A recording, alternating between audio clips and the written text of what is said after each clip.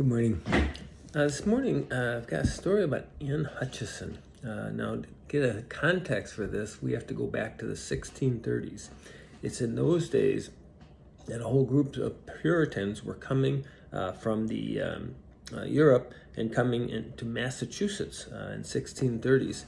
And what they were doing is trying to get not go for religious freedom, but rather go and be able to practice their very puritanical, their very sober, straight-cut life that was very strictly to be adhered to. They saw themselves as a city on a hill. These were the pure people that would be definitely saved. They were so good that they all followed the line.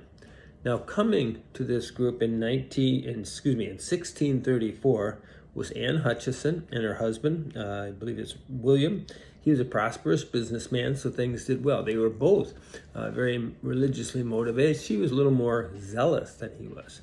But she was also a midwife, and she was very good with herbal cures for a variety of things. And so in their society in Boston, she was very popular. And as a matter of fact, she also was very big in reading the Bible. And so she started having gals come over to her house, and she would give her own interpretation of how things went. So while they might quote her the fact that women are supposed to be silent in church, she would quote them from Titus, where that women were supposed to be instructing the young. So as this continued, it got more and more popular. There'd be as many as 80 women would come to these gatherings, and they'd be listening and talking, and all of a sudden, it's not under male control, and so this very patristic, puritanical group was having a real trouble accepting her. As a result of that, they called her into trial. This is in 1637, so this is about 4 years after she got there. And the trial was for her having subversive views. They said that she was trying to break the fifth commandment to honor their father and mother because they weren't listening to the church fathers. She stood in trial. She's 46 years old. She is pregnant with her 15th child, and she is standing in front of them for 3 days. After this interrogation goes on, and she continues to defend herself, she realizes it's just about hopeless. So I'll read from you what she replied to them eventually. She said, "You have no power over my body, neither can you do me any harm. I fear none but the great Jehovah, which hath foretold me of these things, and I do verily believe that he will deliver me from your hands. Therefore, take heed how you proceed against me, for I know that for this you go about to do me, God will ruin you and your posterity, and this whole state." Well, they didn't react too well to this. They just about went ballistic. They had her in jail for the winter months.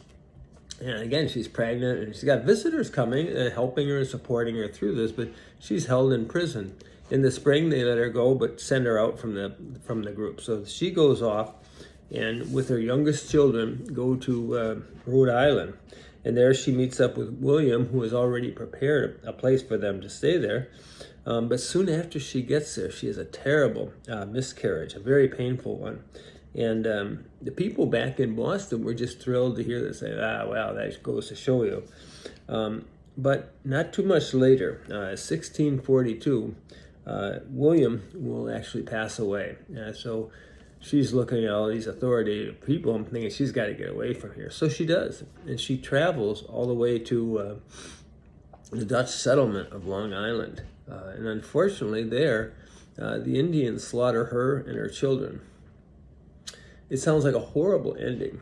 And yet, the cry of one who knows is got a certain power that story of this gal from 1630, what is that, 400 some years ago, that's pretty important that comes through.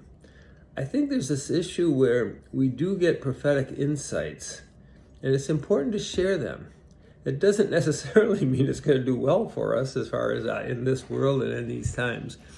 But it's important that what is true that comes to us should be shared with others.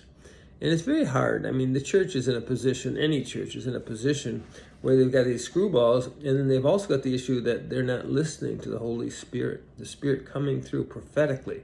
As we were baptized, priest, prophet, and king, that prophetess way that she had and that we have has to be said. We can't be silent. And so it helps every now and then when you are inspired to use that inspiration and to spread the good news